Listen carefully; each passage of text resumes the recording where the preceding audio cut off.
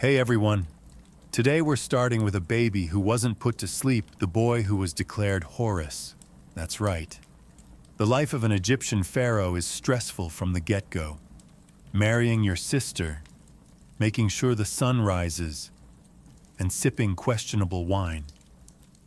So before you relax, take a second to like and subscribe if you enjoy these stories. And let me know where you're listening. In the comments, it's always fun to know. Now, turn off the lights.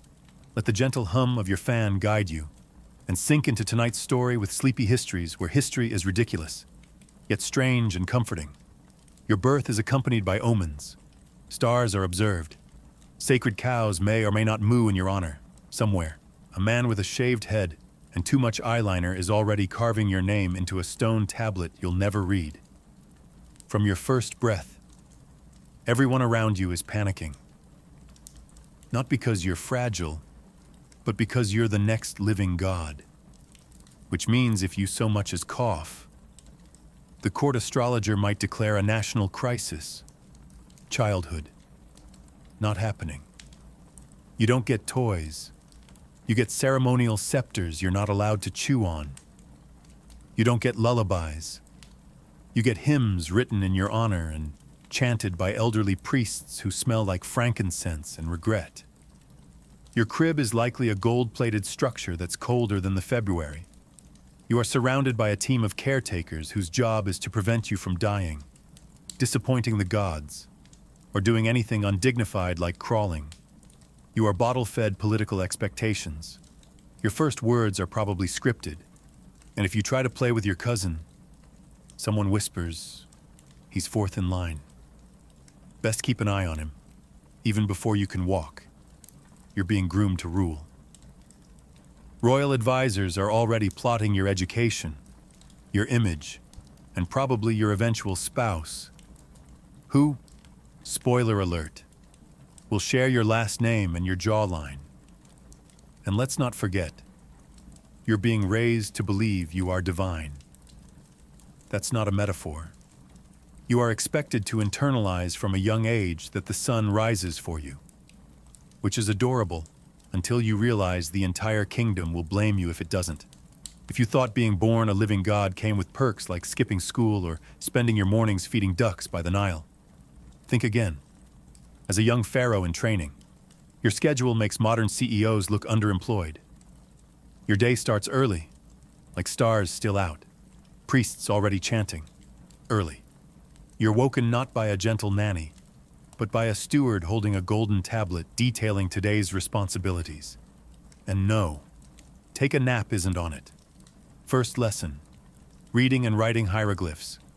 These are not normal letters. They're tiny pictures of birds, eyes, and upside-down bread loaves that somehow form entire government policies. One wrong doodle and you've accidentally sentenced someone to eternal torment. Then there's religious instruction.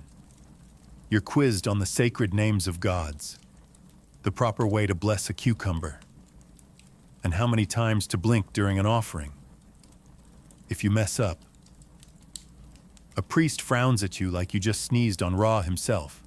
You also study math, not to do taxes, but to build monuments. You're taught geometry not for fun, but because one day someone will ask you how to stack 2.3 million limestone blocks into a perfect triangle without accidentally inventing a leaning pyramid. Oh, and don't forget public speaking. You'll have to give speeches to crowds that think you control the weather. There's no winging it when your words might be interpreted as divine instruction. Say the wrong thing and suddenly grain prices crash. Military strategy is next. You're 10. You've never even thrown a rock in anger. But now you're expected to know battlefield formations, river crossing techniques, and how to casually mention smite the Nubians. Philosophy. You don't get that. Instead, you're taught how to maintain Mayat, the sacred cosmic balance, which sounds poetic until you realize it means making sure crops grow. Criminals don't rebel, and nobody insults the gods during flood season. All of this happens under the watchful eyes of tutors who are equal parts teachers. informants, and walking anxiety attacks. By the end of the day, your head is full of symbols, schedules, sacred laws, and just enough political paranoia to keep you up at night. In most childhoods, your friends are the kids who share snacks, toys, and a mutual desire to avoid homework.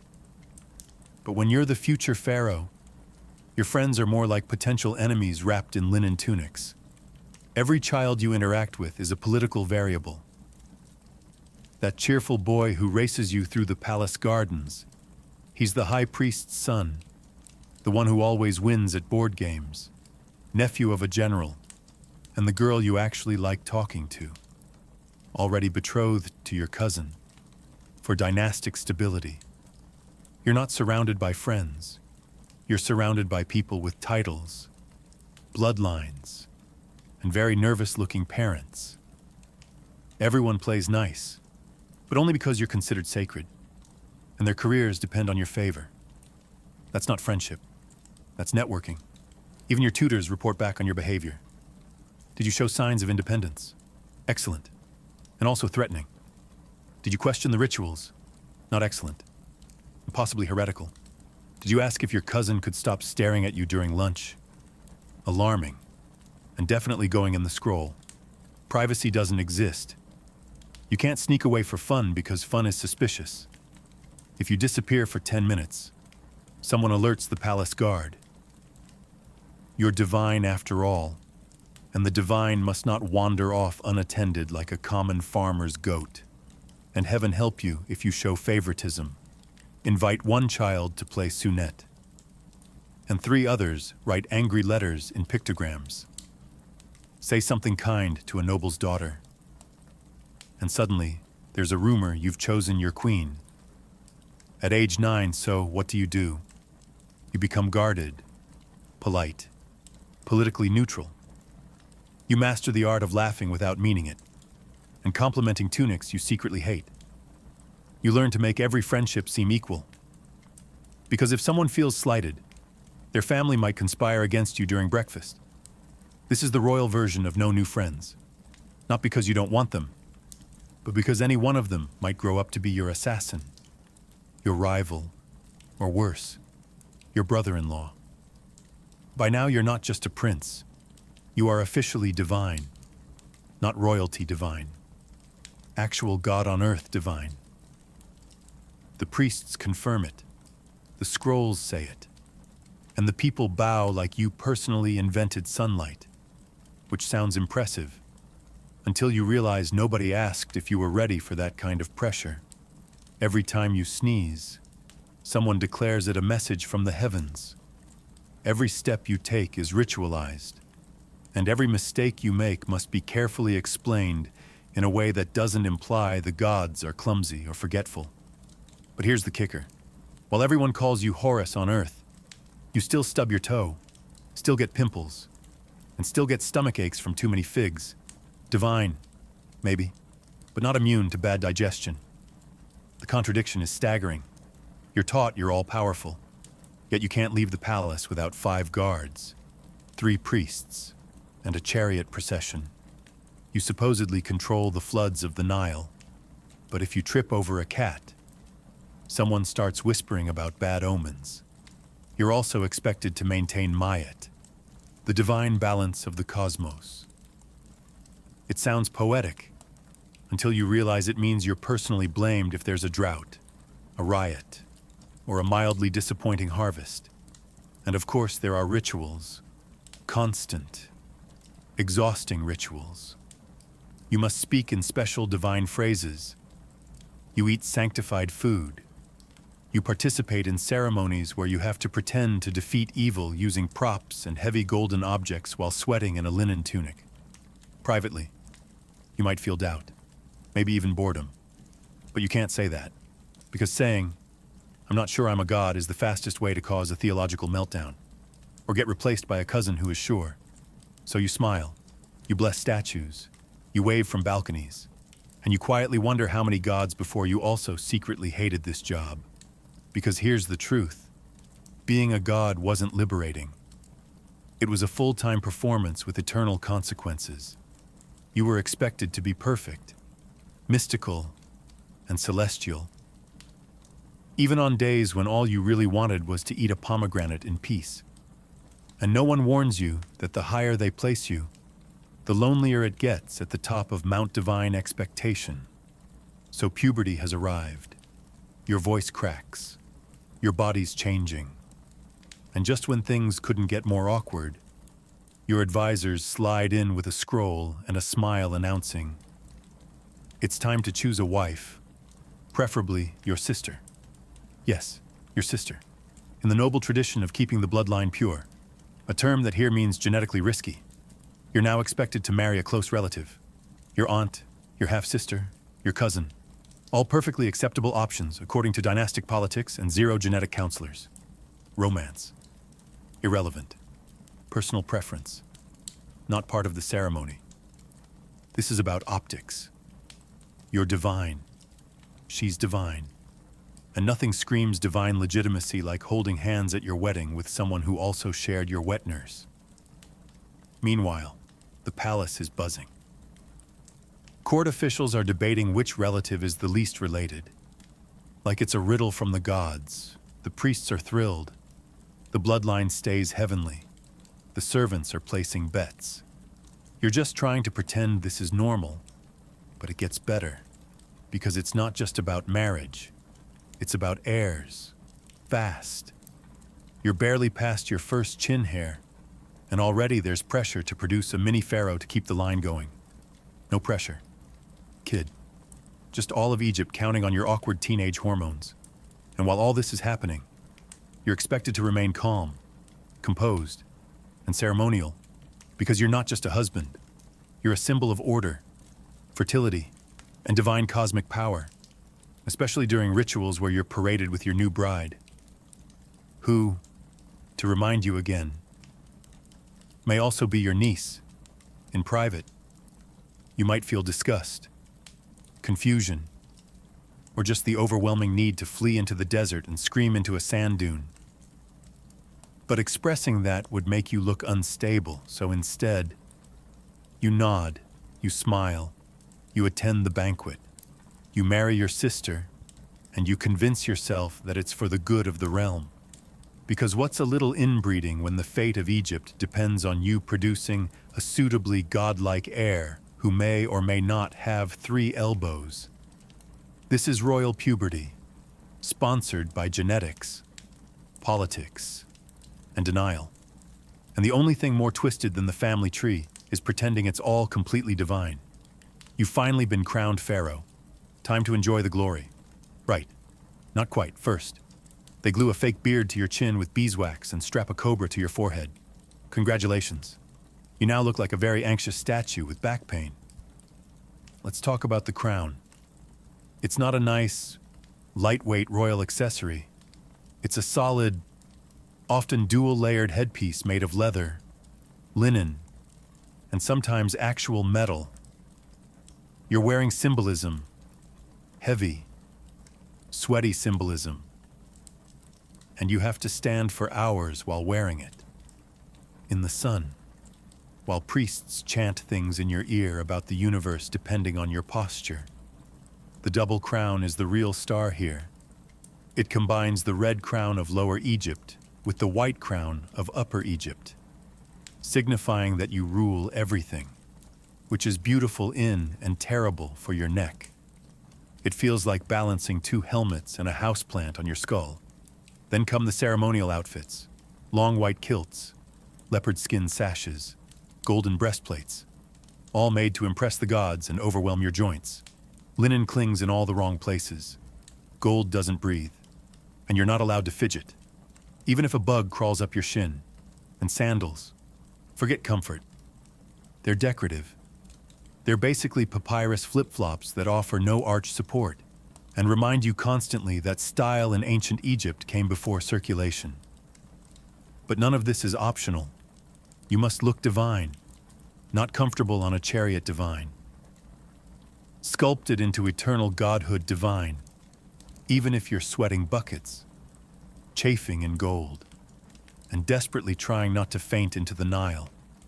Every outfit you wear, every color you choose, every feather sticking awkwardly from your headdress has cosmic implications. The wrong symbol could offend a god.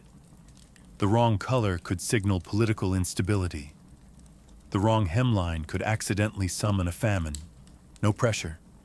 You are now part of a centuries-old fashion statement made for the gods, not for flexibility or airflow. And the only thing more exhausting than ruling Egypt is doing it while wearing 30 pounds of spiritual pageantry and pretending none of it itches. Your throne may be made of gold, but it's not ergonomic, and the only thing heavier than the crown on your head is the expectation that you wear it like you enjoy it.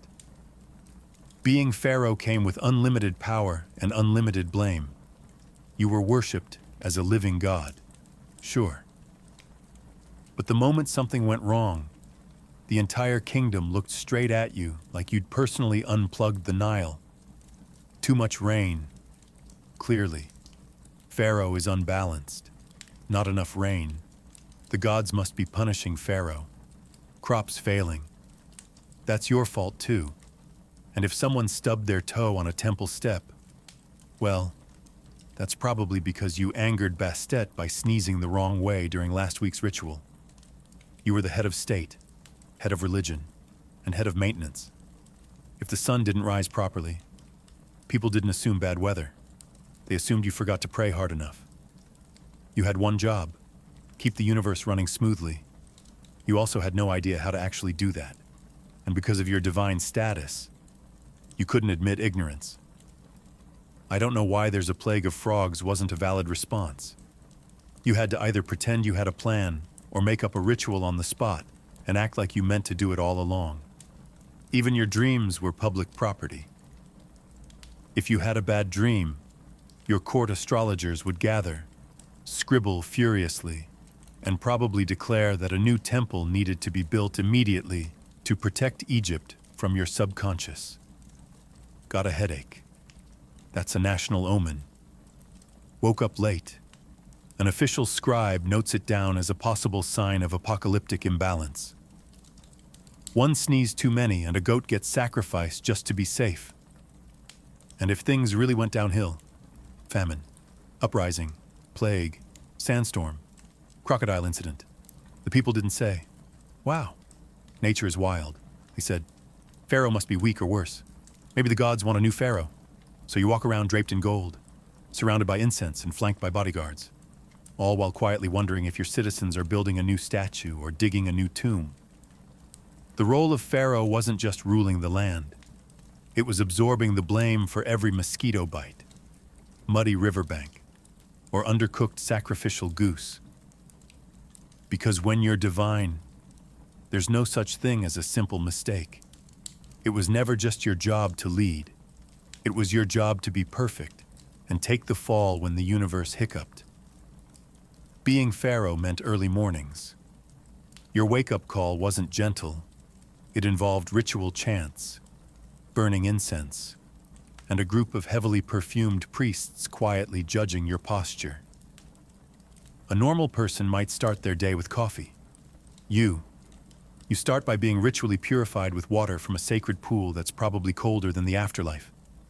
Then, it's straight into wardrobe.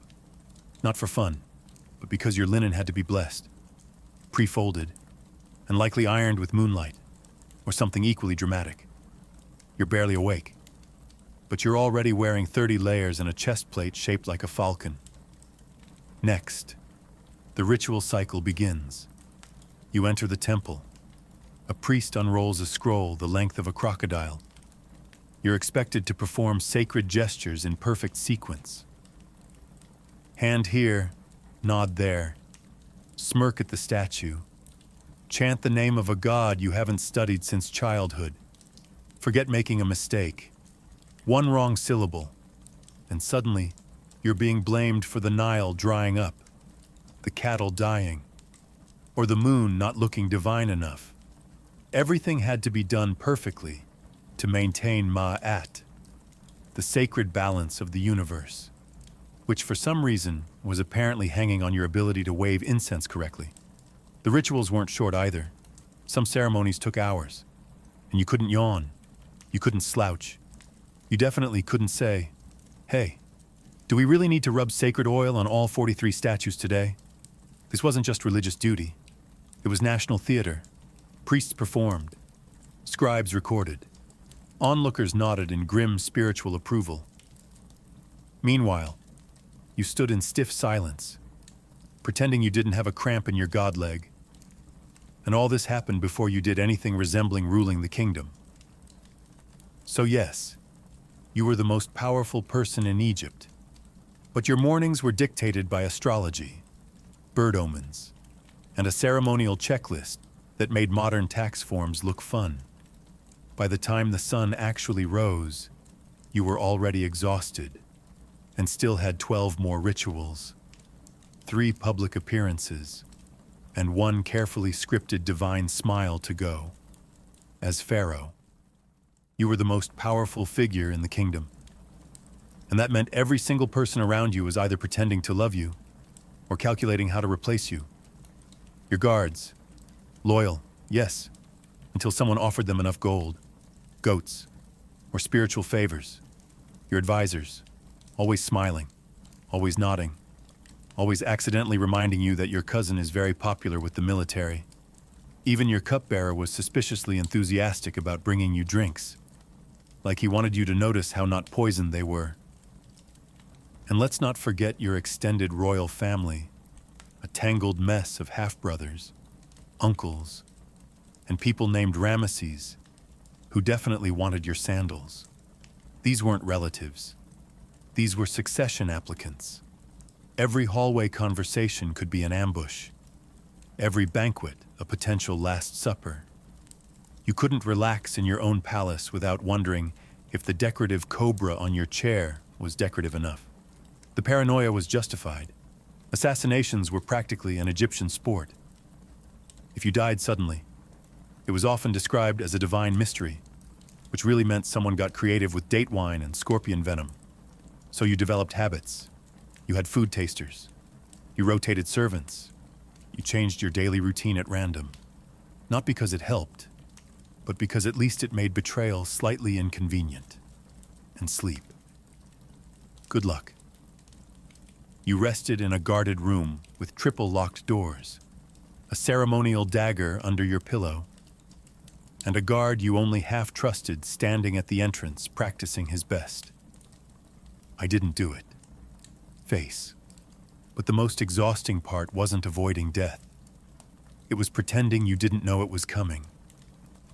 You had to stay calm, divine, and unbothered.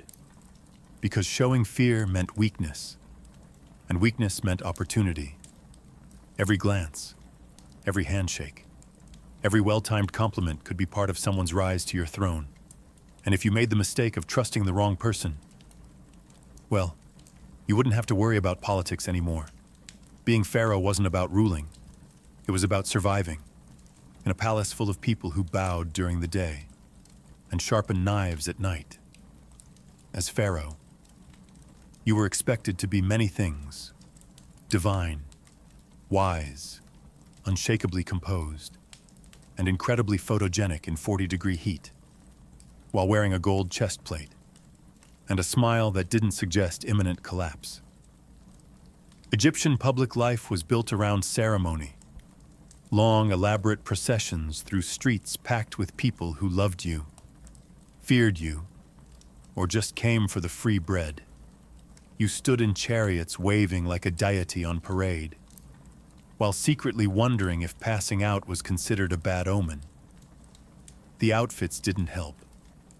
You were decked out in elaborate robes, glinting jewelry, symbolic scepters, and a ceremonial headdress that trapped heat like a portable oven. Your linen stuck to places linen should never touch, and your sandals squished like they were stuffed with soggy papyrus. You'd stand through hours of rituals, blessing sacred cows, cutting ceremonial ribbons, with a gold knife, naturally, and accepting offerings you didn't want from nobles you didn't trust. You smiled, nodded, and occasionally muttered, "May the gods bless you," while quietly dying inside. The sun, it didn't care you were a god. It beat down like a divine judgment. Your makeup ran. Your incense choked you. And yet, every eye in the crowd was watching, expecting to see perfection, not heat stroke in a leopard skin sash. And if you did falter, if you looked tired or annoyed or, God's forbid, slightly human, the rumors would start. Pharaoh is displeased. Pharaoh is weak. The heavens are shaking. You miss one ceremonial goose blessing and suddenly people are whispering about drought. Even the festivals, which sound like fun, were just more work. You had to attend banquets where you couldn't eat, dances where you couldn't move, and religious plays where you played yourself and still didn't get a speaking part. It wasn't celebration. It was theater, and you were the main actor, every single time. At the end of the day, you limped back to the palace, drenched in sweat and divinity, wondering how many more statues you had to bless before the gods finally granted you a nap. Being Pharaoh in public meant constantly pretending you were having a spiritually profound time while slowly roasting like a ceremonial duck on display. On the surface, you were Pharaoh, Horus on earth, Lord of the two lands, divine ruler of all things Nile adjacent. But behind that glittering facade stood an even more powerful force, the priests. You see, the temples weren't just for praying. They were banks, farms, schools, libraries, tax offices, and, in all likelihood, the ancient Egyptian equivalent of data centers. The priesthood controlled grain, land, gold, public opinion, and metaphysical guilt, which meant that while you wore the crown, they held the ledgers. Every temple was a kingdom within your kingdom, and its high priest was its CEO. These weren't harmless old men humming hymns. They were political tacticians in robes, fluent in astrology, bookkeeping, and subtle blackmail. They managed the gods, the festivals, the omens, and, more importantly, your public image. If you sneezed on a feast day, they could interpret it as divine disapproval. If you wore the wrong color sash, that might mean Ra was sad, and suddenly the Bali riots start. And yet, you had to work with them. Without the priests, your divinity could vanish overnight. All it took was one new prophecy carved into a temple wall. And poof, the gods have chosen another. Worse, the temples were tax-exempt. They hoarded wealth with holy immunity. Meanwhile, your treasury struggled to stay full unless you started a war, sold grain, or shook down a merchant caravan. The priests, they had golden statues of jackals with better retirement plans than your military generals. But the worst part, they pretended to serve you, Pharaoh. We live only to uphold your divine will, they'd say, while quietly diverting resources, managing spies, and advising your enemies to try prayer, and also treason. You were the figurehead, the sunlit symbol, the living God. And they were the committee that decided how godly you were allowed to be this week. Mess with the temples and the nation rebels. Obey the temples, and you slowly become their mascot. It was a power struggle with incense and passive aggression. And the longer you reigned, the more you realized the gods might live in the heavens. But their accountants definitely lived at Karnak. In most families, drama means someone forgot a birthday or made a snide comment at dinner. In yours, it meant conspiracy, palace coups, and the occasional accidental crocodile pit incident. Because as Pharaoh, your biggest threat wasn't some foreign army. It was your own bloodline. You were raised in a palace full of siblings, cousins, uncles, and half-uncles, who all believed they should be sitting on your throne. Some were ambitious, some were delusional. All of them were dangerous.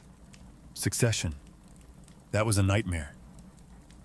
Egypt didn't have a firstborn gets everything rule. It was more like, Whoever survives the most assassination attempts and secures priestly approval wins.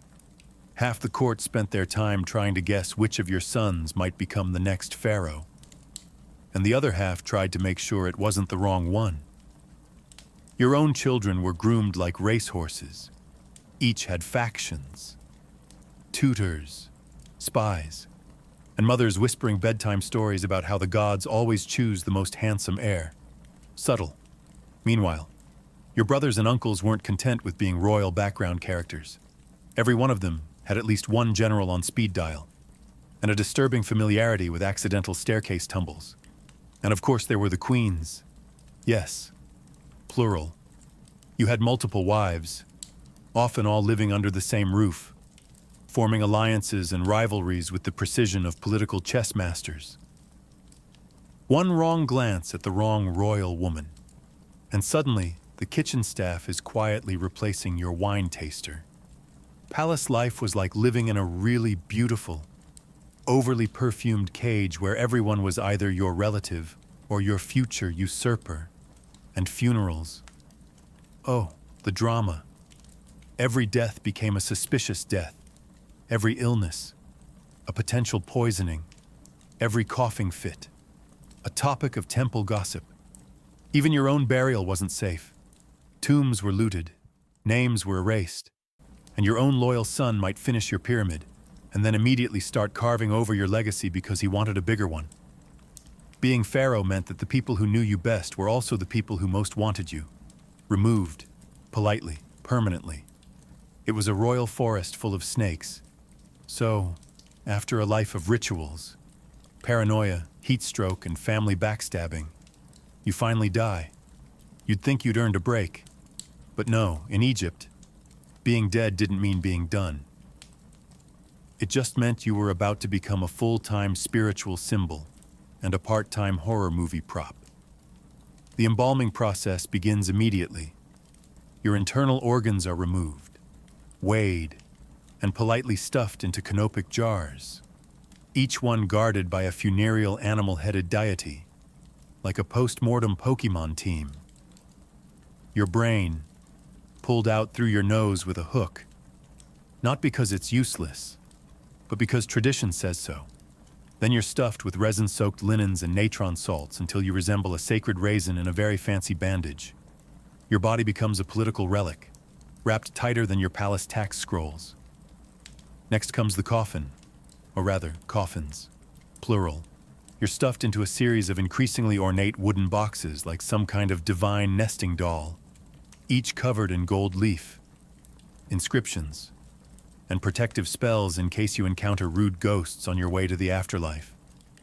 But the real showstopper, the tomb.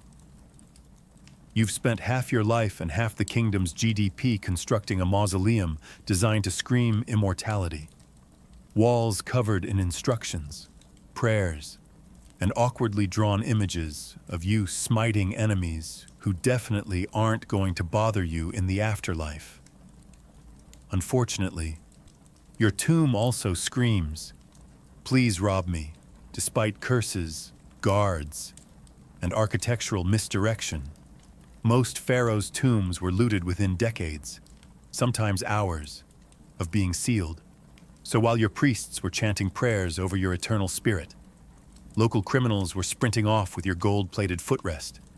But the worst part, if your name is forgotten, if your tomb is defaced, or if your mummified body ends up in a museum gift shop 3000 years later, you don't get to enjoy the afterlife at all. That's right.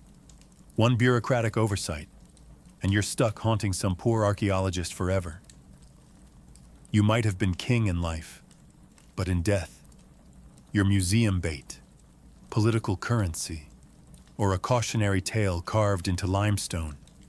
And just think, you haven't even reached the judgment hall yet. For someone marketed as a divine being, you sure spent a lot of time in mortal danger. Being Pharaoh wasn't just about building temples and posing for statues. No, it also meant leading armies, personally, as in, grab your war chariot, strap on a bronze sword, and go smite some foreigners before breakfast. Your generals made the plans.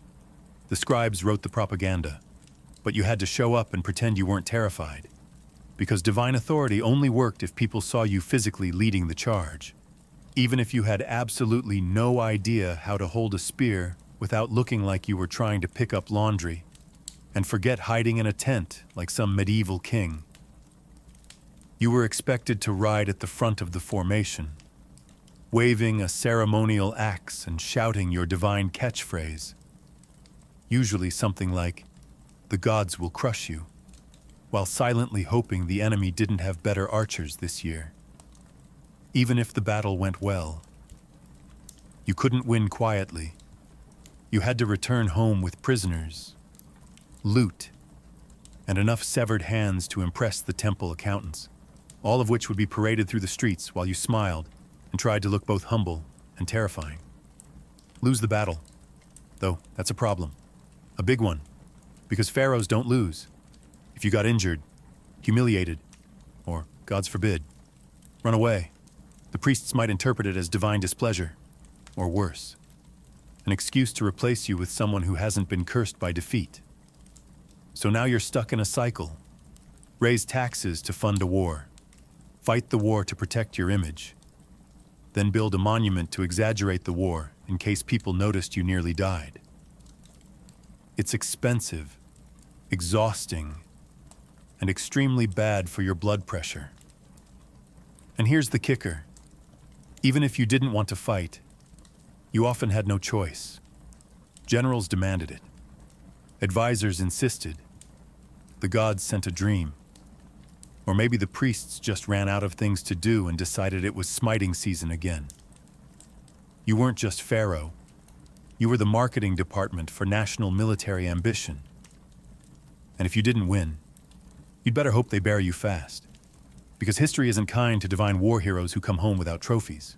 After all the rituals, warfare, backstabbing siblings, and linen-wrapped paranoia, you'd think history would at least give you a standing ovation.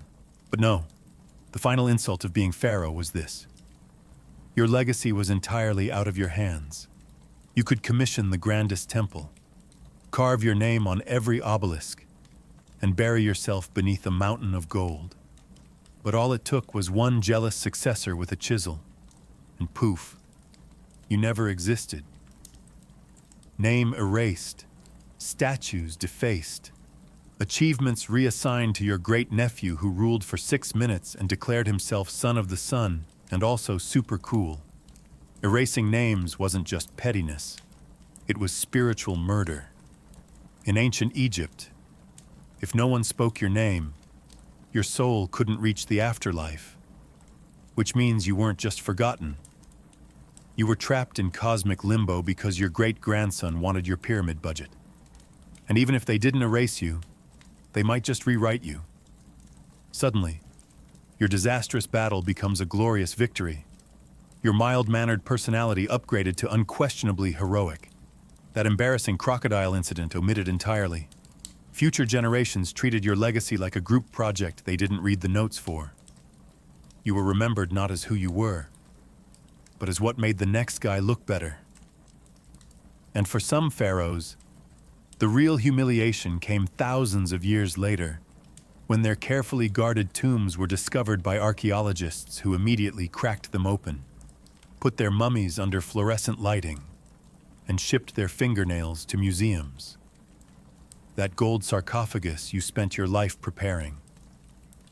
It's now a display case for elementary school field trips. Your royal toenail clippings are tagged, cataloged, and possibly available in the gift shop as keychains. You ruled empires. You were a god.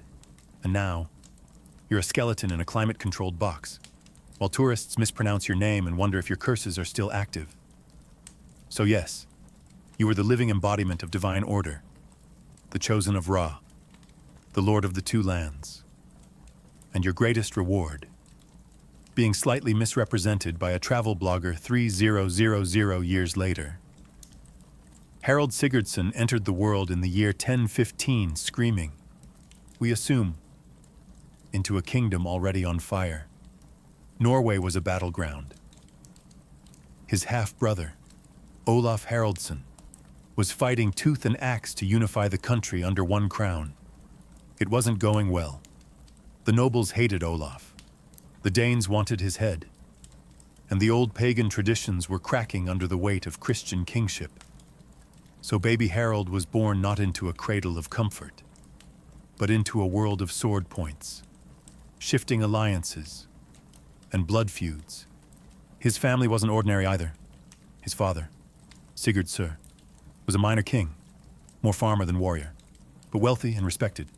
His mother, Oster Gudbrandsdatter, was the political firestarter of the family, ambitious, shrewd, and fiercely Christian, and most importantly, she was the mother of Olaf Haraldsson, soon to be Saint Olaf. That made Harold a prince by blood and destiny, and a younger brother who would grow up watching a warrior king try to claw a country into unity. From the beginning, Harold wasn't treated like a child who might one day do something important. He was trained like a future chess piece in a game that was already bloody. By age 10, he could handle a sword. By 11, he knew how to ride. And by 15, he was riding into battle. Yes, 15. That was the year Olaf lost his throne to Danish invaders and returned from exile in 1030 to reclaim it. He gathered a ragged army of loyalists and marched to his doom at the Battle of Stiklestad. And guess who rode with him? Harold. Just 15 years old, Harold rode beside his legendary brother into the teeth of a superior army. No war paint, no glorious armor, just a teenager in chainmail, with too much idealism and not enough fear. The battle was a disaster. Olaf was killed. Harold, wounded and probably in shock, was forced to flee into the mountains with the scraps of the army. And from that moment on, Harold would never be a child again. He would be a fugitive, a survivor, and a man shaped by defeat. The Viking prince had entered the stage, not in glory, but in blood and retreat. This was not the end of Harold's story. It was just the prologue. After Stiklestad, Harold didn't disappear. He retreated. Wounded and grieving, he fled eastward, crossing the snowy spine of Scandinavia into the wide rivers and dark forests of Kevin Roos. To most Norwegians, that meant exile, but to Harold, it was a second chance. At the time, Kevin Roos was a rising powerhouse, Slavic, Norse, Byzantine influenced, and ruled by Jaroslav the Wise. Lucky for Harold, Jaroslav had a soft spot for well-connected Viking royalty. Even luckier, Jaroslav's court was already crawling with Norse mercenaries. Harold fit right in, but this wasn't some cushy guest spot in a royal palace. Harold signed up to fight, and fight he did, against raiders, steppe nomads, rebellious princes. Harold earned his scars and his silver. He impressed Jaroslav so much that he was given command of troops barely a year after arriving. He also may have fallen in love with one of Jaroslav's daughters. But we'll get back to that. The young Viking's reputation grew. He was tall, fierce, and clever with tactics. While most warriors charged headlong into battle, Harold flanked, feinted, and waited for his moment to strike. If you were under his command, you learned discipline. If you faced him, you learned regret. By now, Harold had matured into something far more dangerous than a desperate teenage prince. He was an operator, a warlord in exile, with no throne, no homeland, and no master. But Russ's wasn't where Harold planned to end his days. It was a forge shaping the iron. He wanted more. And so, in the late 1030s, Harold turned his gaze southward, to Constantinople. It was the richest city on earth, guarded by walls taller than most mountains back home, and filled with gold, politics, and endless war. The Byzantine emperor needed soldiers. Harold needed a kingdom. A deal was waiting. So he left Jaroslav's court and traveled to the city the Norse called Miklagard, the great city. He wasn't going as a pilgrim. He was going to join the most elite mercenary unit of the medieval world, the Varangian Guard. This wasn't just a career move. It was an invasion of the Byzantine Empire from the inside.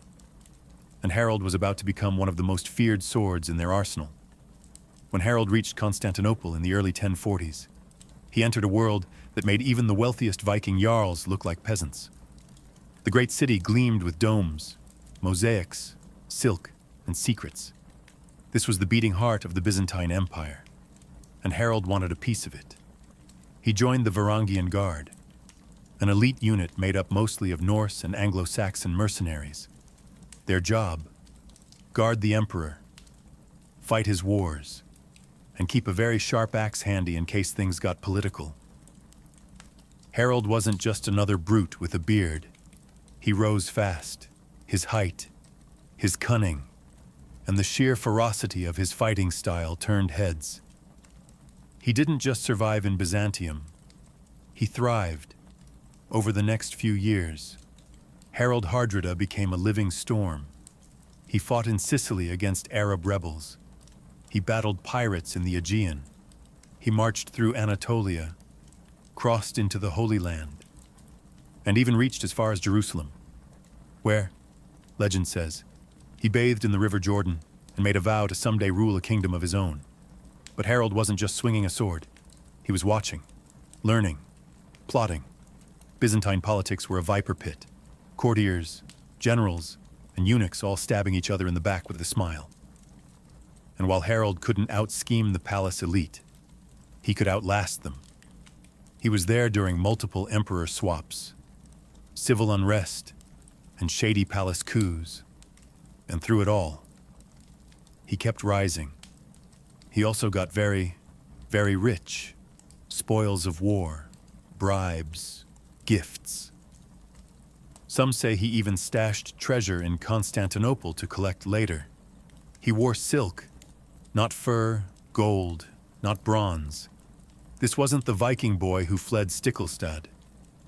This was a seasoned warrior with more Byzantine polish than most Greek courtiers. But Harold was never going to be content guarding someone else's throne. And when the emperor began to see him as a threat, just another ambitious foreigner with too much gold and too many friends, Harold decided it was time to leave. He escaped Byzantium the way he'd survived everything else, with a combination of nerve, muscle, and sheer Viking stubbornness. He'd spent nearly a decade fighting for emperors. Now he would fight for himself. His next stop, home, Norway. And this time, he wasn't coming back to beg. He was coming back to rule. By 1045, Harold Hardrada was done being anyone's hired sword. He returned to Scandinavia, a battle-hardened warlord, glittering with Byzantine gold, trailing exotic mercenaries, and carrying enough battlefield experience to make most kings look like amateurs.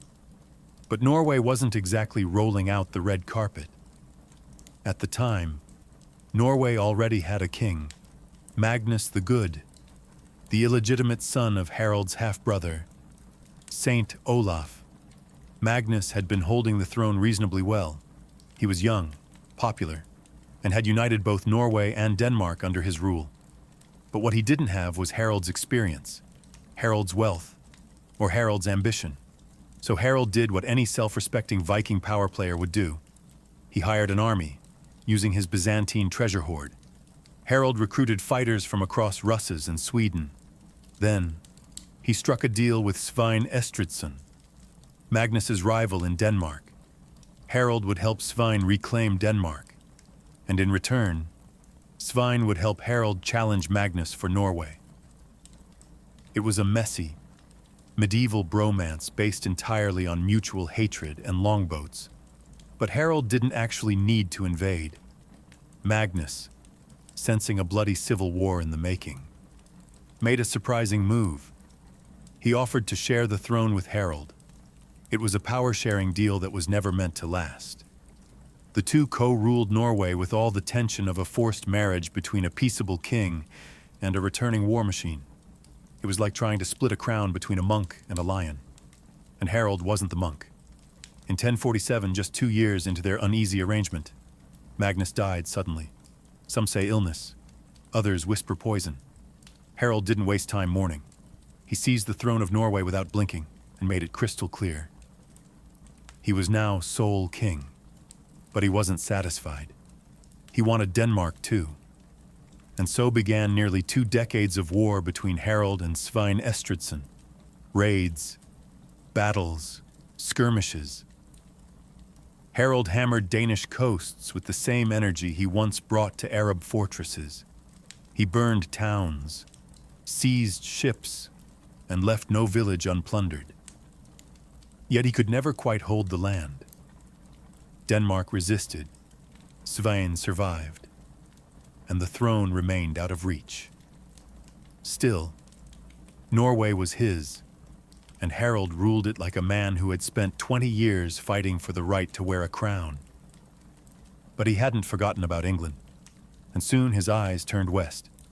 By the late 1040s, Harald Hardrada sat on the throne of Norway, not just as a warlord turned king, but as the last true Viking monarch. He ruled with the discipline of Byzantium, the ferocity of Rus, and the ambition of a man who had never forgotten what it meant to lose. His rule was anything but gentle. Harald raised taxes, centralized power, and crushed dissent. Nobles who opposed him either bent the knee or vanished. He used his wealth to maintain a standing army and a fleet, an unheard-of luxury for Norwegian kings of the time. He built churches, minted coins, and made it clear Norway wasn't some northern backwater anymore. It was a real kingdom, with real teeth. But Harald's idea of kingship was medieval realpolitik. He wanted loyalty, but only after obedience. He wanted peace, but on his terms. If a local chieftain challenged him, Harald sent troops. If peasants protested taxes, they met swords. He wasn't a tyrant. He was just Viking royalty with imperial instincts.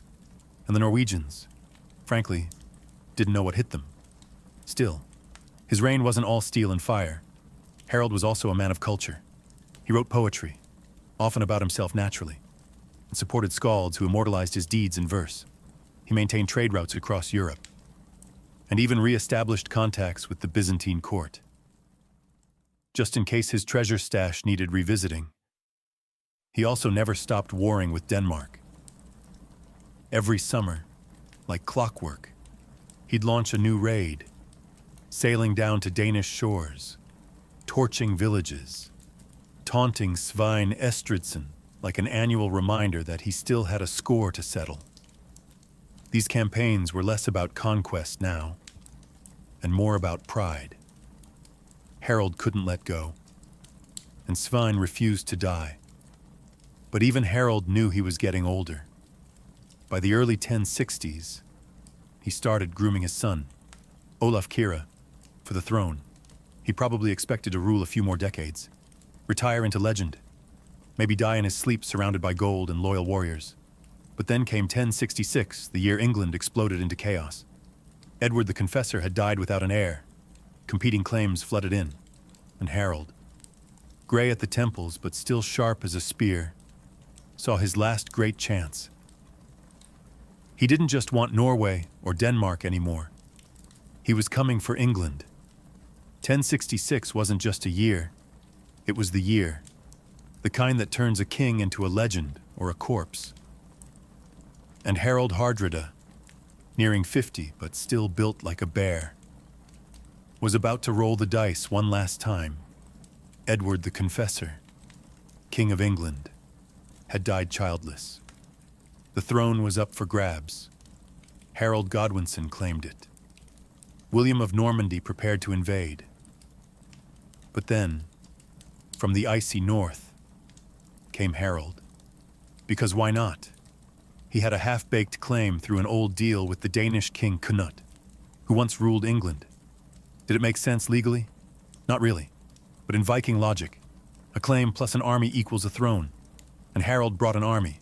He allied with Tostig Godwinson, the bitter exiled brother of Harold, England's new king. Tostig promised English support. Harold promised steel, with around 300 longships and over 10,000 warriors. He sailed across the North Sea, just like Viking ancestors had done for centuries. Only this time, It wasn't a raid. It was a full-scale invasion.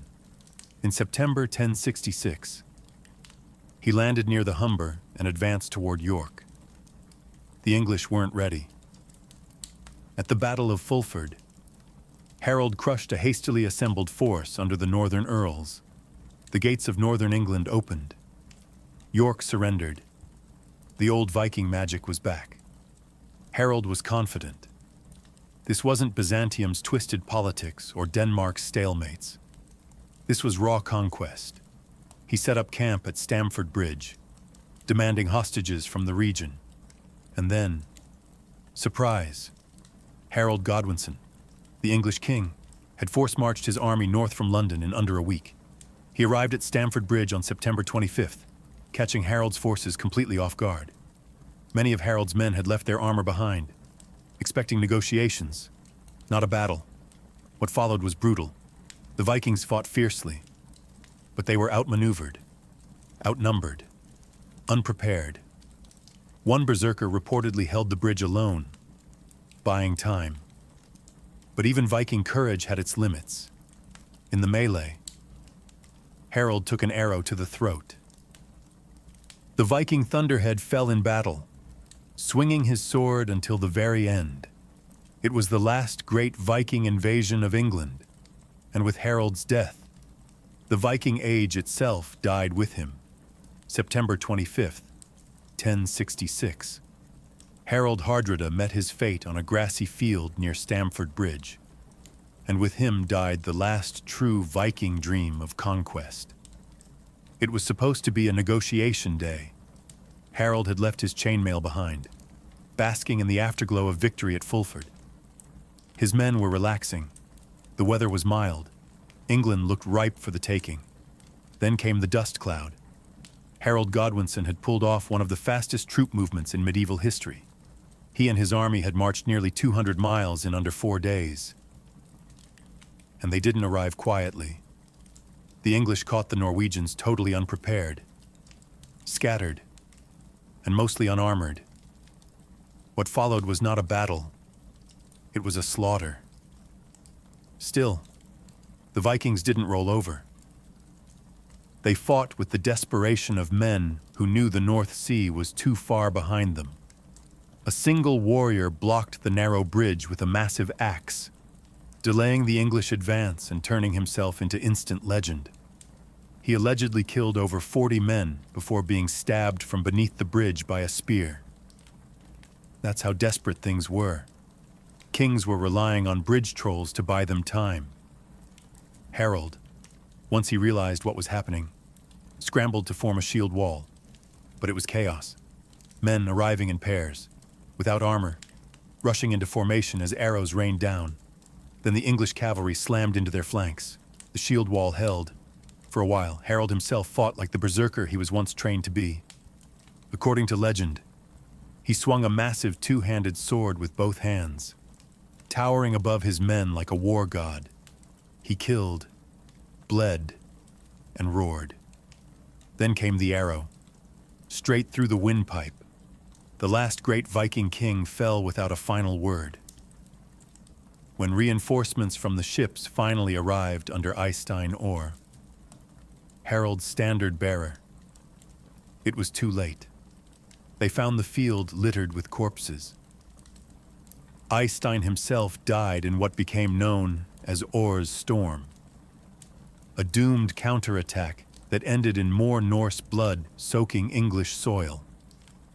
Out of Harold's massive fleet of 300 ships, only 24 were needed to carry the survivors back to Norway. The message was clear. The age of Viking conquest was over. The dragon ships would sail home, but their fire was gone. Harold Hardrada's death at Stamford Bridge didn't just end a campaign. It closed a chapter in world history.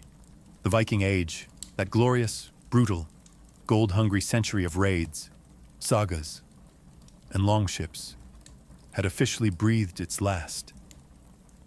And fittingly, it died with a Viking king falling in battle far from home, sword in hand, lungs filling with blood. But the impact rippled far beyond the battlefield.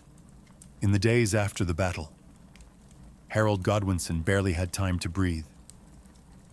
As the Norwegians limped back to their ships, Harold received word that another invasion had landed in the south. William of Normandy. Had Harold not attacked when he did, Harold Godwinson might have had more time to prepare. Instead, barely 3 weeks after crushing one invader, he had to face another.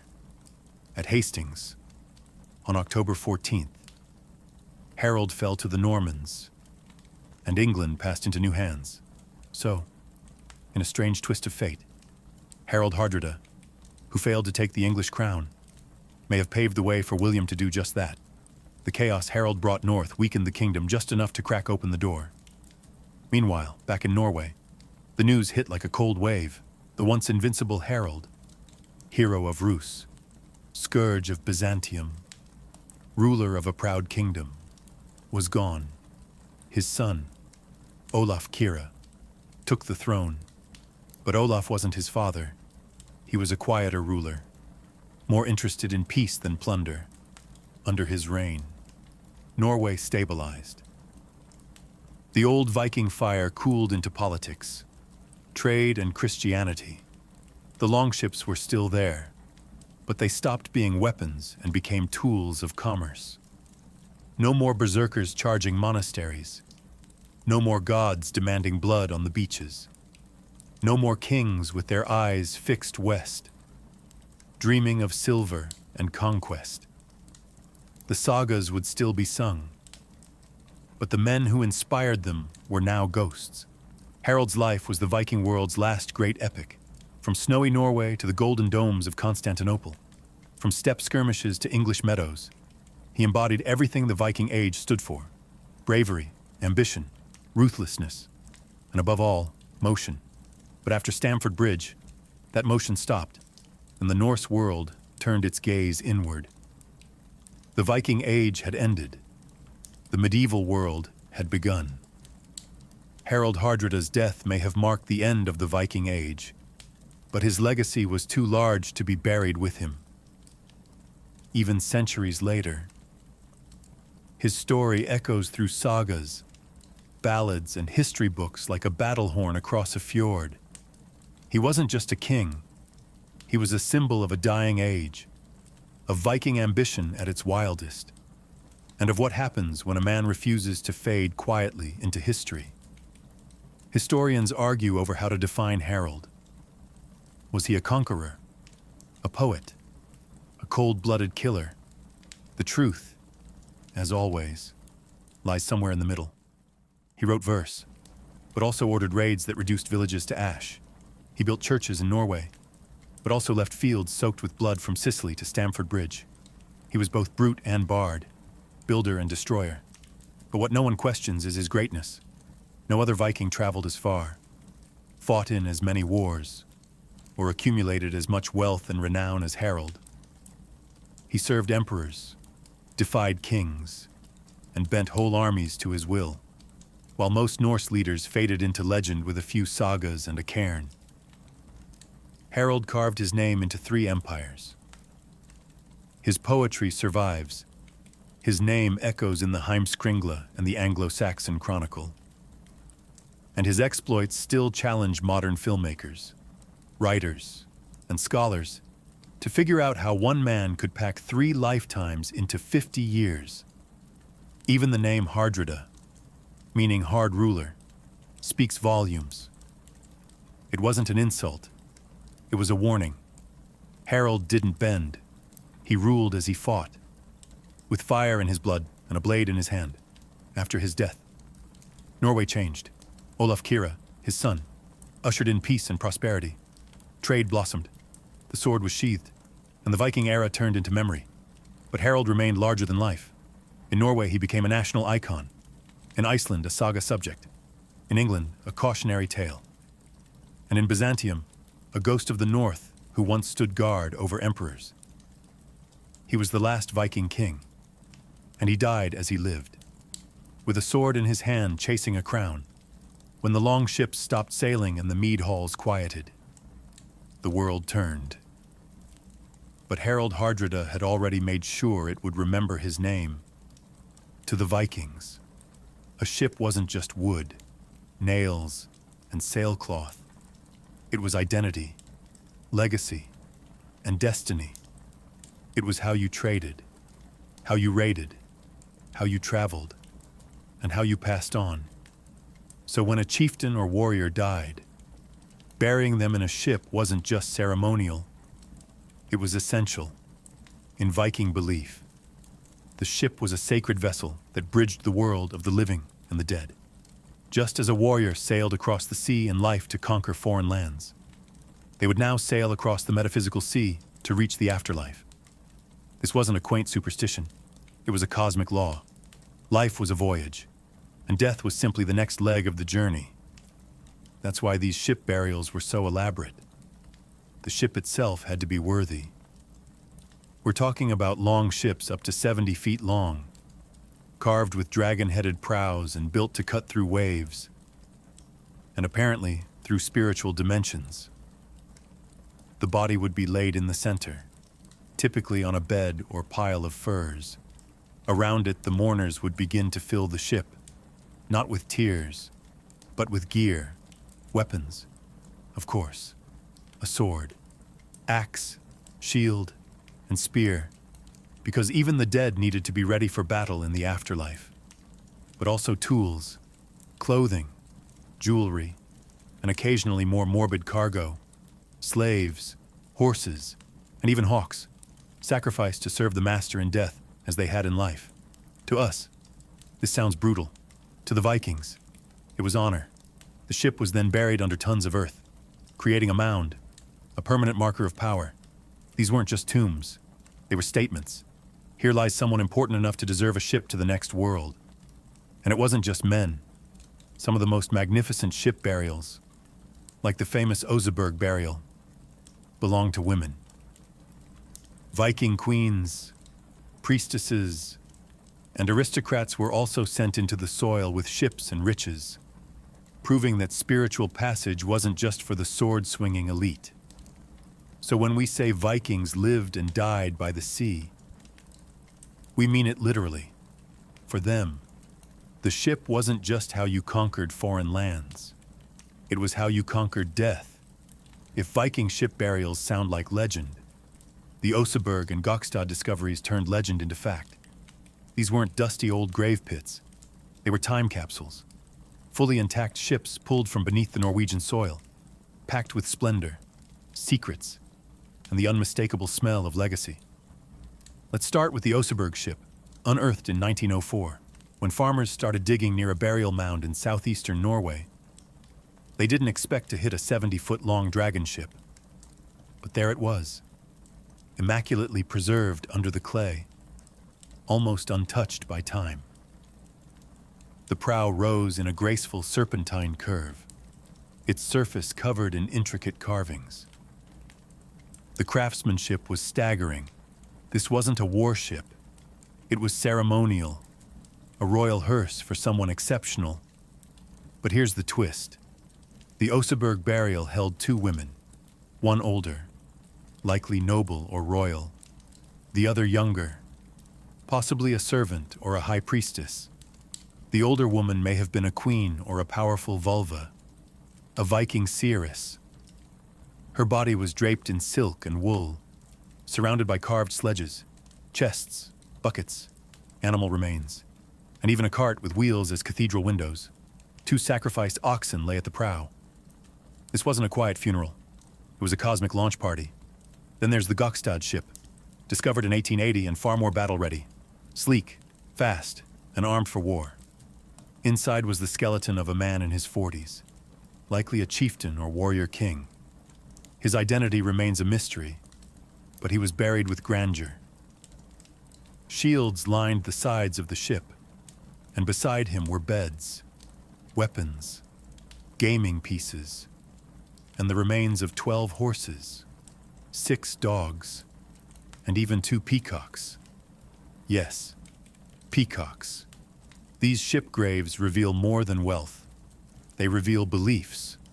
The Oseberg burial spoke of ritual and female power. The The Gokstad ship hinted at prestige, conquest, and global trade. Together, they show how the Vikings tied death to travel, how the next world wasn't a place you waited for, but a destination you sailed to. These were no ordinary graves. These were declarations, echoes of power, floating temples buried in the earth, and they were just the beginning. A Viking funeral wasn't just a somber goodbye. It was a spectacle, a powerful, theatrical rite of passage, designed to launch the dead into the next world and make sure the living never forgot their name. And ship burials. They were the main event. It all began with the body. The deceased wasn't just placed on a pile of wood like an afterthought. Their body was washed, dressed in fine garments, silk if available, embroidered wool if not, and often adorned with jewelry or symbols of status in some cases. They were even posed as if peacefully asleep, cradling weapons or seated upright in a ceremonial posture. Then came the rituals, and this is where things got a little blood-stained. Accounts like the one by Arab traveler Ibn Fadlan give chilling insight into Viking funeral rites, especially among the Rus, a Norse group in Eastern Europe. In one account, when a chieftain died, a slave girl volunteered, or was selected, to join him in death. Over days, she was treated like royalty, washed, dressed, paraded. Then at the funeral, she was sacrificed, strangled and stabbed in a grisly ceremony involving chants, drums, and alcohol-fueled ecstasy. Animals weren't spared either. Horses were slaughtered to carry the soul, dogs, hawks, and even cows were offered as companions or guardians. In rare cases, boats were surrounded by ringed stone circles, believed to symbolize the boundary between worlds. As for the ship, it wasn't always buried intact. Sometimes it was burned, set ablaze, and pushed out to sea in a flaming farewell that lit the night sky. Other times, it was placed in a dugout pit and covered in stones or earth to form a burial mound. The choice depended on status, location, and sometimes sheer practicality. Burning a long ship wasn't cheap. These funerals weren't just religious. They were political. A massive burial was a public show of power. This was no ordinary man. The message went. This was someone whose death shook the earth, and whose journey to the gods deserves thunder. The ship burials were violent, beautiful, and deeply spiritual. They weren't sending the dead away. They were launching them like stars into eternity. Thanks to Hollywood, most people picture a Viking funeral the same way. A blazing longship drifting out to sea, flames licking the sky, while stoic warriors watch from the shore. It's cinematic, it's dramatic, it's also mostly fiction. So what's the truth? The reality is that ship burials, not burnings, were far more common in the archaeological record. Burial mounds like Oseberg, Gokstad, and Thun show longships carefully placed in the ground, loaded with grave goods, and covered with soil or stones. These weren't one-size-fits-all either. Some ship graves were massive and extravagant. Others were simple and modest. But the key was preservation. The ship wasn't destroyed. It was transformed into a tomb. So where does the burning come from? That fiery farewell comes mainly from literary sources, like the Icelandic sagas and foreign eyewitness accounts. For example, Arab diplomat Ibn Fadlan describes a Rus's funeral where a chieftain's ship was set on fire with the body and sacrificial victims inside. But even that example is complicated. It might not have been a full ship, but rather a symbolic structure shaped like one. It's possible that ship burnings did happen, especially in regions where burial wasn't feasible or where fire held symbolic weight. A cremation at sea would make sense if burial land was limited, or if the person was meant to join the gods in dramatic fashion. But from an archaeological standpoint, burned ship remains are extremely rare. In truth, the idea of a burning ship may have been as important as the act itself. Fire was sacred to the Norse. It purified. It transformed. A flaming ship wasn't just spectacle. It was a spiritual engine, sending the soul through smoke to the gods above. But burial had advantages. It preserved legacy. It left a physical monument, something the living could return to. A mound was a marker, a memory in earth, and that mattered in a society where honor, lineage, and saga were everything. So which was real? Both.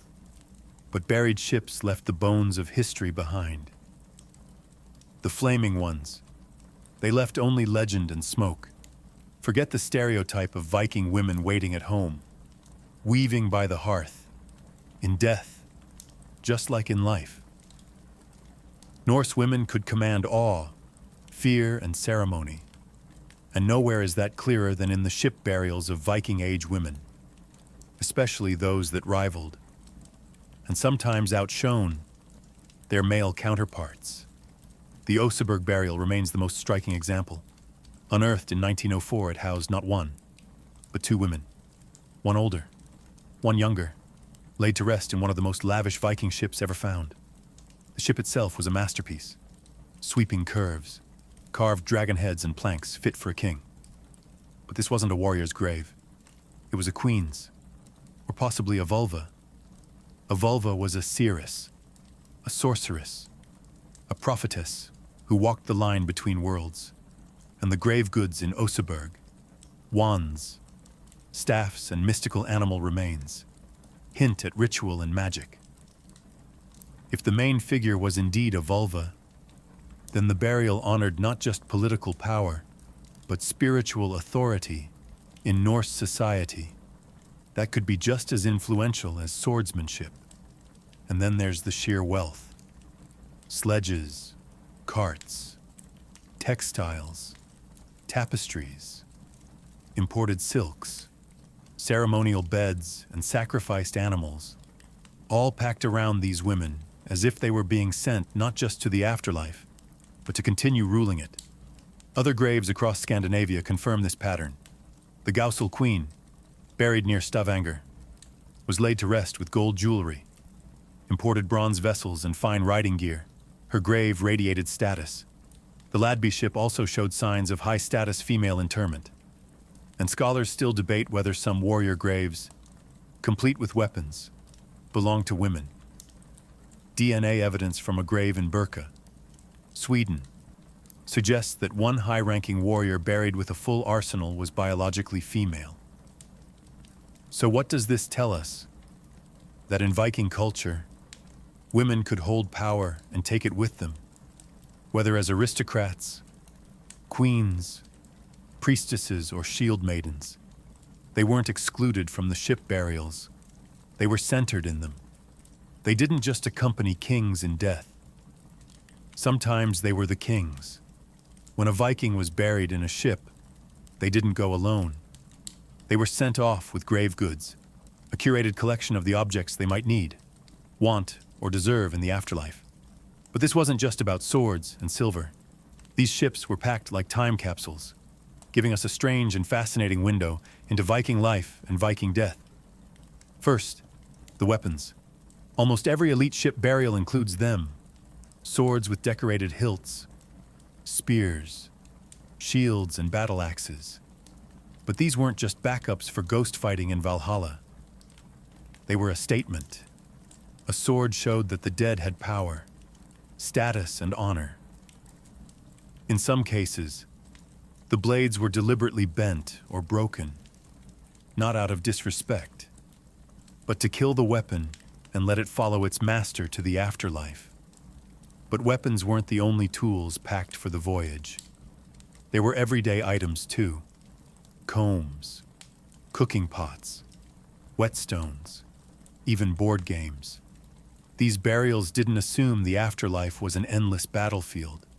The dead might still need to groom themselves, prepare meals, or pass the time with a quick game of Neferteffel while waiting for Ragnarok. It was a full-service departure. Then there were the animals. Lots of animals. In the Gokstad burial alone, archaeologists found the remains of 12 horses, 8 dogs, and 2 peacocks. Yes, peacocks. Horses were meant to carry the soul. Dogs were loyal companions, and peacocks, possibly a status symbol, or maybe just an extravagant touch by someone who didn't want to be upstaged in death. The most unsettling grave goods were people. Slaves, servants, or companions were sometimes sacrificed and placed in the ship to accompany the dead.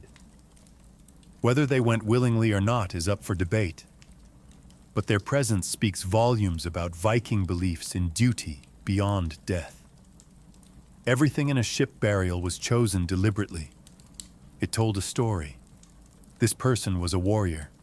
This person loved fine clothing. This one had wealth.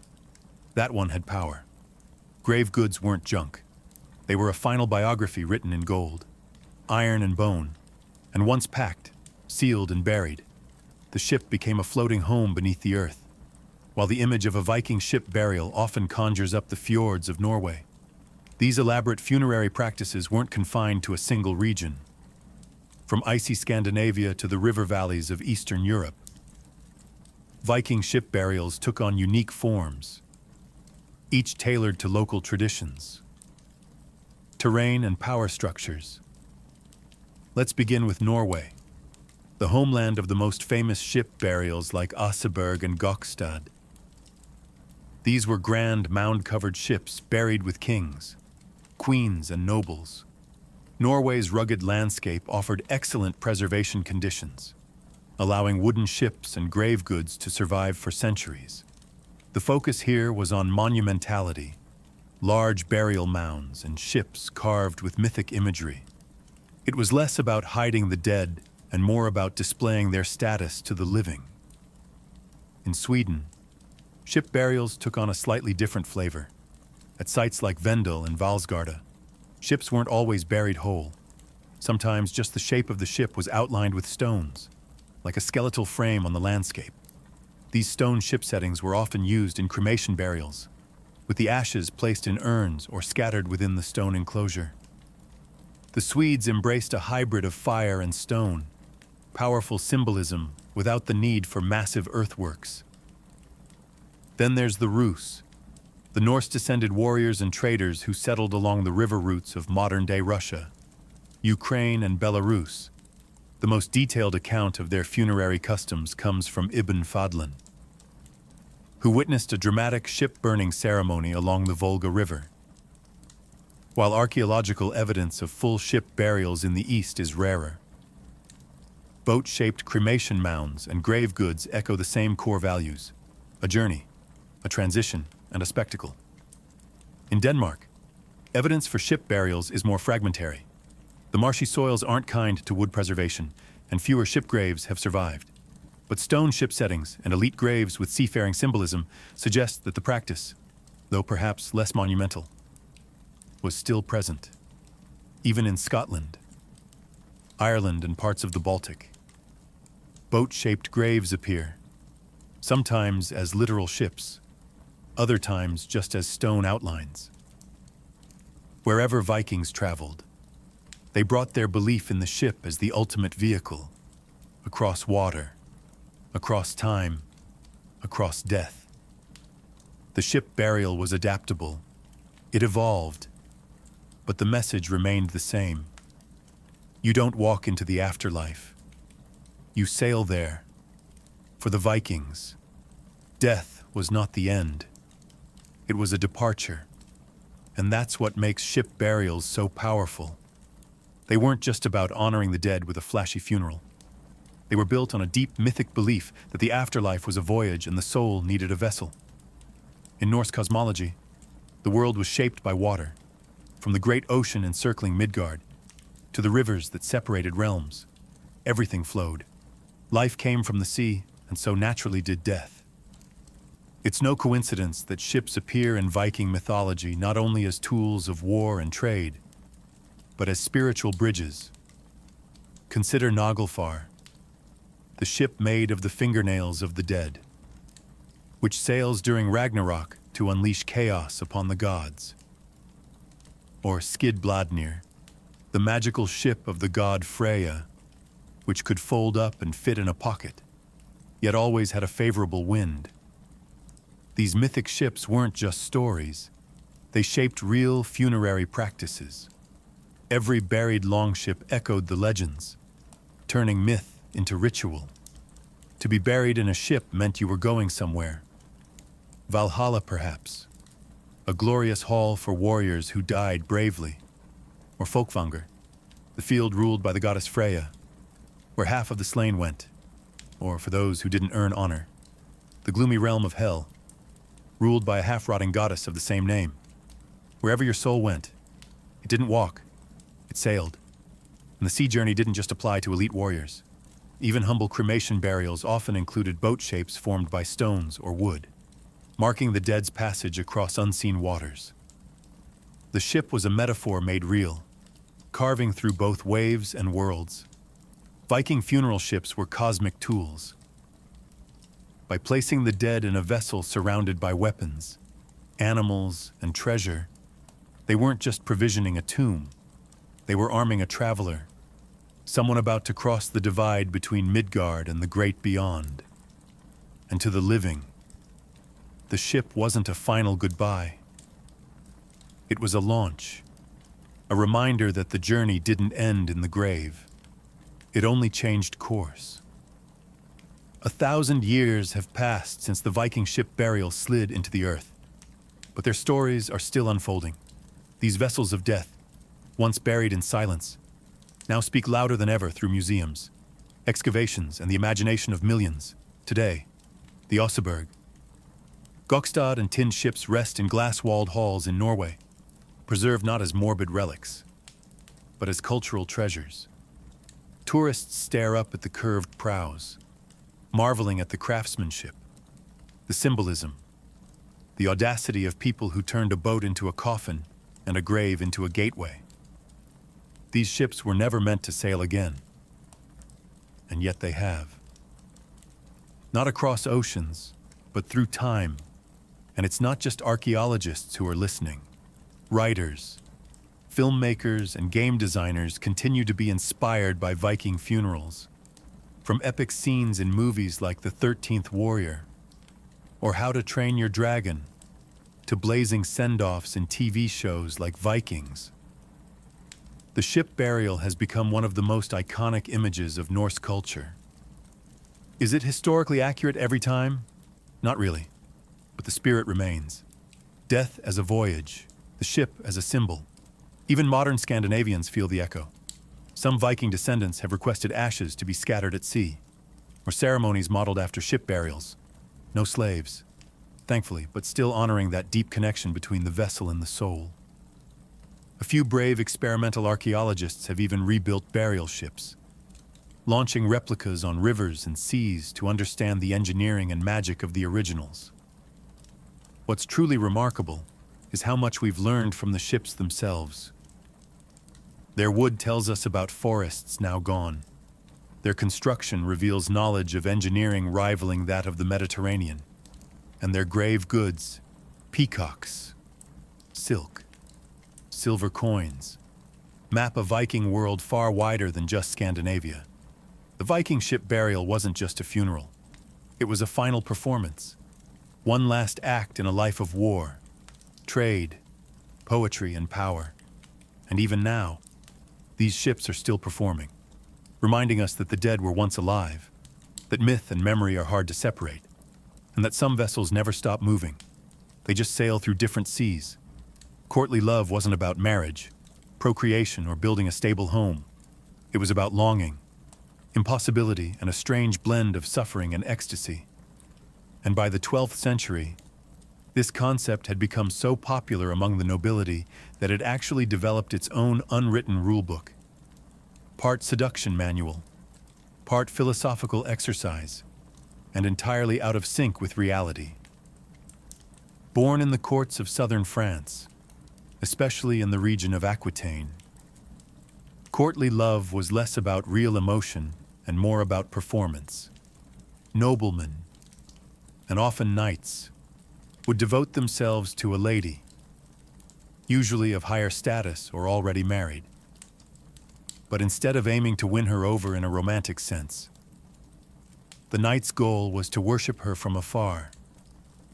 He would compose poems, undertake dangerous quests in her name, and suffer gloriously in silence.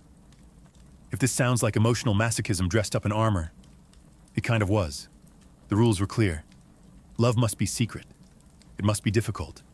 And it must never be fully consummated. Because once fulfilled, the love lost its purity. In this game, suffering was the point. A knight's heartbreak was proof of his devotion. The more hopeless the love, the nobler the spirit. This new code of love intertwined with the ideals of chivalry, the knightly code of honor, service, and bravery. A perfect knight was brave in battle and humble before his lady. Love wasn't a distraction from knighthood. It was a test of it. A knight who could endure heartbreak without breaking his vows or honor was the true ideal. And yet, courtly love was deeply hypocritical. While the knight composed flowery verses about his lady's golden hair and impossible grace, her marriage to a powerful nobleman continued undisturbed. And while the ideals emphasized restraint and virtue, history is littered with affairs, scandals, and even duels sparked by these supposedly platonic obsessions. Still, the idea caught fire. Poets, troubadours, and minstrels made careers crafting tales of knights who bled for love, ladies who wept for honor, and the eternal ache of desire unfulfilled.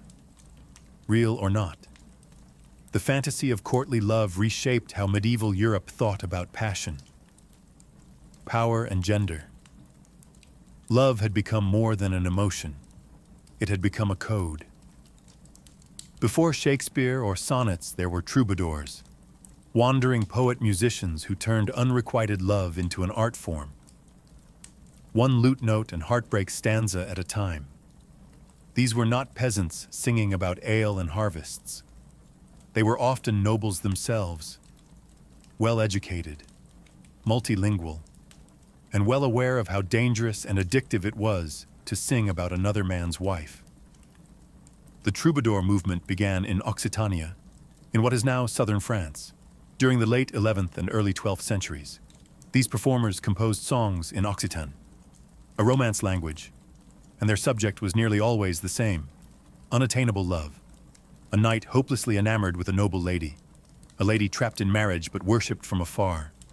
It was all beautifully orchestrated misery. Troubadour songs weren't performed in smoky taverns, but in the great halls of castles. The audience, lords and ladies who saw their own secret desires mirrored in the verses.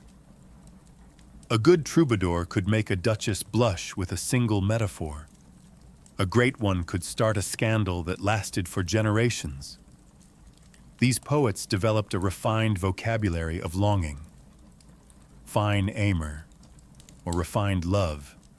It wasn't about lust, but about admiration, humility, and internal agony. Love, in their view, was supposed to hurt. The lady was always placed on a pedestal, near divine and untouchable. The man, often a knight or poet, would express his worth through service, suffering, and soul-bearing lyricism. Some of the most famous troubadours were actual historical figures. Geoffrey Rudel, who claimed to have fallen in love with a woman he'd never met. Bernard de Ventadorn, who turned heartbreak into hit songs. And Eleanor of Aquitaine, a patron of the arts who likely inspired many of these tales, and perhaps lived them too. Troubadours didn't just invent medieval love songs. They invented the idea that expressing love through art was noble, even holy. Their influence spread across Europe, giving rise to similar traditions in Italy with the Dolce Stil Novo, Germany with the Minnesingers, and eventually England. What they started was bigger than music. It was a cultural obsession that would define how love was written, sung, and mythologized for centuries. They didn't just perform for the court. They taught the court how to love. In the world of courtly love, the woman was everything: muse, judge, goddess, untouchable prize. She sat on a metaphorical, and sometimes literal, pedestal, worshipped by knights and praised in verse. But this glorification wasn't exactly empowering. It was flattering. Yes, but also confining, idealized, and often impossible to live up to. The lady of courtly romance was typically noble, married, and out of reach. And that was the point. The more unattainable she was, the more pure the love seemed. Her beauty was described in impossibly poetic terms. Skin like ivory, eyes like stars, hair like woven gold. But these women weren't described as real individuals. They were more like living symbols, meant to inspire devotion and suffering in equal measure. For men, this idealization offered a noble excuse for emotional vulnerability. A knight could weep, sigh, or write poetry without being seen as weak, because his love for this lady was considered sacred. For women, however, it was a trap. They were expected to inspire love without ever acting on it. They had to maintain their grace, dignity, and virtue at all times, while being watched, desired, and sometimes stalked by persistent suitors armed with ballads. Occasionally, the lady held real power in these dynamics. In some tales, she was the one setting challenges, commanding loyalty, or even testing her knight's devotion. But this power was almost always symbolic. In reality, most noble women had limited freedom, often married off for alliances and status before they were 15. And yet, courtly love gave them something rare in the Middle Ages: visibility. In a world dominated by men's voices, courtly love placed women at the center of the narrative. They became the subject of songs, the reason for quests, and the heart of medieval romantic imagination. Some women played the game well. Historical figures like Eleanor of Aquitaine and her daughter Marie de Champagne weren't just muses.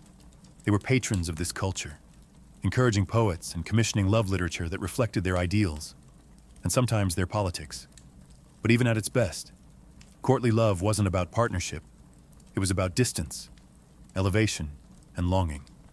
The lady was adored, but rarely known. She was a fantasy with a crown. And fantasies don't get to speak. Chivalry began as a practical battlefield code: loyalty to lord, courage under fire, mercy to the fallen. But once courtly love seeped into the armor, chivalry grew a silk-lined interior. Every lance charge, every oath, every polished spur could now double as a love letter. A knight no longer fought only for king and kingdom. He fought for the smile, or even the rumor of a smile, of a distant lady. A perfect courtly knight followed a three-tiered hierarchy of loyalties. First, God, morning prayers before dawn patrols. Second, his feudal lord, unquestioned service in war and peace. Third, his lady, the invisible beacon guiding every gesture. Where earlier warriors hoisted battle standards, the courtly knight tied a lady's token, perhaps a ribbon, a veil, or a sleeve around his arm. It wasn't camouflage. It was a public declaration that his sword's edge carried a private agenda. Tournaments, originally blunt weapon training grounds, transformed into love theater. Lists surrounding the tilting field were draped with banners, and each knight announced whose favor he bore. A victorious tilt wasn't merely a martial triumph. It proved a lover's worthiness. Chroniclers record knights collapsing from exhaustion rather than withdrawing and risking the shame of appearing less devoted than their rivals. That devotion demanded self-discipline bordering on asceticism. Manuals like Andreas Capellanus's De Amore preached that a true lover remained humble, courteous, and discreet. He must guard her reputation more fiercely than his own life, endure jealous rivals without complaint, and, cruelest rule of all, rejoice in service even if love were never returned. The pain itself was proof of sincerity. Yet beneath the velvet rhetoric lurked steel-clad reality. Castles needed garrisons, roads teemed with bandits, and foreign crusades beckoned. Knights wrote poetry at night but sharpened blades at dawn. The same hand that tenderly penned a rondo could sever a helm in battle hours later. Medieval commentators noticed the contradiction, but that paradox was the point. The greater the contrast between brutality and tenderness, the nobler the knight. Of course, real hearts complicated the code. Secret trysts happened. Scandals erupted. Reputations shattered. But the ideal remained tantalizing. A harmony where courage met courtesy, where a warrior's strength bowed to a lady's grace. For a medieval audience drowning in wars and arranged marriages, that ideal was intoxicating. Thus chivalry, armored in iron yet perfumed with longing, became the operating system of aristocratic romance. Fight hard, love harder, preferably from a respectful poetic distance. Every code invites a breach, and courtly love, so obsessed with secrecy and yearning, practically begged for real-world transgression. Beneath the airy verses and tournament pageantry simmered flesh and blood temptation. When fantasy stepped off the parchment, it ignited some of the Middle Ages' juiciest scandals. Take Peter Abelard and Heloise. Abelard was Europe's rock star philosopher, Heloise his brilliant teenage student. Their relationship began like a textbook courtly romance, secret lessons, turning into poetry and stolen glances until it became very real, very physical, and very public. The fallout was brutal. A furious uncle, a clandestine child, a forced marriage, Abelard's infamous castration, and both lovers ending their days in separate monasteries, composing letters that dripped equal parts theology and heartbreak. Courtly ideals promised ennobling devotion. Reality delivered mutilation and lifelong penance. High politics weren't immune either. Eleanor of Aquitaine, doyenne of troubadour culture, was whispered to entertain flirtations aplenty, most notoriously with her uncle Raymond of Poitiers during the Second Crusade. Whether true or not, the rumors helped poison her marriage to Louis VII and reshaped the map of Europe when she married Henry Plantagenet. Love songs could topple thrones. Even royal daughters weren't safe. The Tour de Nile affair of 1314 saw 3 French princesses, thanks to a servant's gossip, accused of adulterous rendezvous in a Parisian tower. 2 marriages were annulled. Alleged lovers were flayed and hanged. The disgraced women spent years in convent prisons. Chivalric rhetoric praised female virtue. The justice system had iron chains waiting when virtue cracked. Then there were the quieter tragedies. Nameless ladies banished to remote castles for exchanging letters.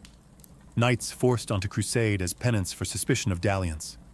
Abbots preaching sermons that compared a wandering heart to a rusted sword. The church never outlawed courtly love outright, but ecclesiastical courts issued plenty of fines for inordinate familiarity. Proof that passion, however poetically packaged, still breached canonical law. What these episodes reveal is the tension at the core of chivalric romance. A celebration of illicit desire coupled with a rigid social order determined to punish it.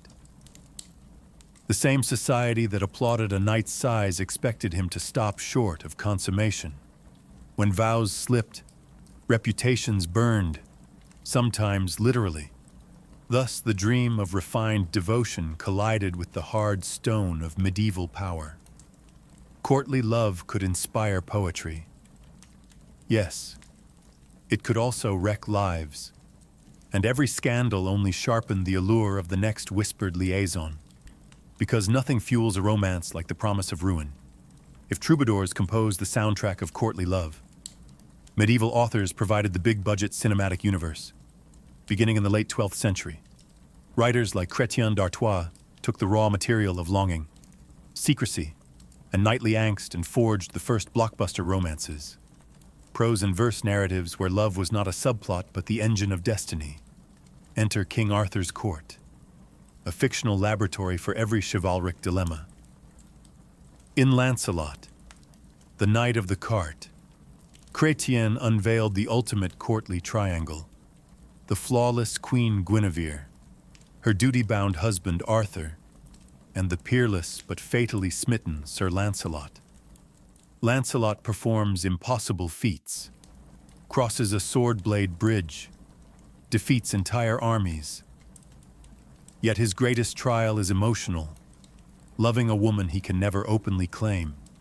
Chrétien packed the tale with all the rules of fine amour, secret meetings, symbolic tokens, and the ever-present threat of ruin. Readers went wild. Knights suddenly wanted to be Lancelot.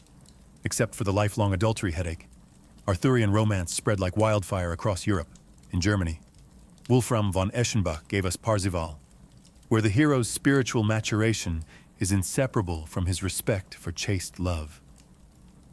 In England, later poets stitched together sprawling cycles, the Vulgate cycle, the post-Vulgate, and ultimately Sir Thomas Malory's 15th century Le Mot d'Arthur, which sealed Arthurian tragedy into Western canon. Love as glory, love as downfall. Not all literary romance wore plate armor. Around 1230, Guillaume Delors began the Romance of the Rose, an allegorical dreamscape where the beloved rose is locked inside a walled garden. And every courtly virtue, humility, courtesy, pity, takes human form. 4 decades later, Jean de Mounès continued it, adding biting satire that mocked clerics, nobles, and the very love code readers adored. The poem became the Middle Ages' most owned bestseller, copied in hundreds of manuscripts and debated in university halls. Was it moral handbook or bawdy parody? Yes. These texts did more than entertain. They standardized the language of yearning. Metaphors, love as service, the beloved as shining light, jealousy as a dungeon, became cliches precisely because bards and lovers alike borrowed them wholesale. Even real courts used romances as etiquette manuals. How to bow, speak, flatter, despair correctly. Literary romance thus performed a sly double act. It celebrated the ideals troubadours praised, bravery for love's sake, while simultaneously exposing their contradictions. Fiction made courtly love feel grander than life and truer than truth, ensuring that generations who never met a troubadour still learned how to ache with impeccable style. Courtly love's perfume didn't reach heaven unnoticed. As troubadour refrains floated over castle walls, bishops smelled sulfur. How could a culture that exalted adultery, emotional idolatry, and carefully managed lust coexist with Christian teaching on fidelity and humility? Spoiler: it couldn't. At least not without a holy tug of war. Preachers struck first. By the early 13th century, sermon collections like Jacques de Vitry's Exemplar warned congregations of knights who rode to tournaments for a lady's ribbon and returned with a ticket to damnation. The Dominican Stephen of Bourbon labeled troubadours peddlers of vanity, whose songs corroded both chastity and social order. Moralists coined the term amour déraillé, disordered love, to separate proper marital affection from the poetic fever-sweeping court halls. Ecclesiastical courts followed with fines and penances. A knight discovered exchanging love tokens during Lent might be sentenced to a barefoot pilgrimage or forced to fund church candles, a literal fee for flaunting figurative fire. Confessors' manuals advised priests to grill penitents about clandestine liaisons, suspicious poetry exchanges, even excessive daydreaming. Desire itself became a taxable offense, payable in prayers. Yet repression was complicated by patronage. Many great patrons of love poetry, Eleanor of Aquitaine, Marie de Champagne, Blanche of Castile, were also enthusiastic benefactors of monasteries and cathedrals. Bishops condemning courtly verse on Sunday might dine with a poetry-loving queen on Tuesday. Excommunication, therefore, remained mostly rhetorical. Social capitulation proved more pragmatic. Some clerics tried jujitsu instead of censure. Andreas Capellanus's De Amore, commissioned, legend says, by Marie de Champagne. presents 31 rules of love, only to conclude with a chapter advising readers to renounce the whole system as sinful folly. The treatise functions like a carnival mirror, reflecting courtly ideals so precisely that they reveal their own absurdity. Moral commentary disguised as manual. Satirists piled on. The Roman de la Rose, especially Jean de Meun's continuation, portrays courtly seduction techniques as both entertaining and morally bankrupt. Jealous husbands appear, nurses peddle tricks, and the heroine's virtue is finally breached. The poem became university study material, proof that laughter could wound deeper than anathema. Despite all this pushback, courtly love survived because it offered something sermons rarely did: emotional drama. People don't abandon theater for lectures. The church slowed the fever, trimmed its excesses, but failed to excise the desire to desire. By the 14th century, moralists still thundered, but troubadour DNA had already mingled with European culture. Cupid, slightly chastened, kept strumming, just softer, and with one wary eye on the pulpit. By the mid-14th century, the glitter on courtly love was flaking. Wars, plagues, and new money blurred the tidy hierarchies that had once made longing from afar feel fashionable. Knights were now hiring themselves out as mercenaries. Troubadours competed with itinerant jongleurs. And Europe's mood, ravaged by the Black Death, tilted from silk and sighs towards sackcloth and survival. Yet the old language of love did not vanish. It mutated into something subtler: courtesy. Courtesy books, such as the Book of the Courtier, 1528 by Baldassare Castiglione, repackaged chivalric poses for Renaissance courts.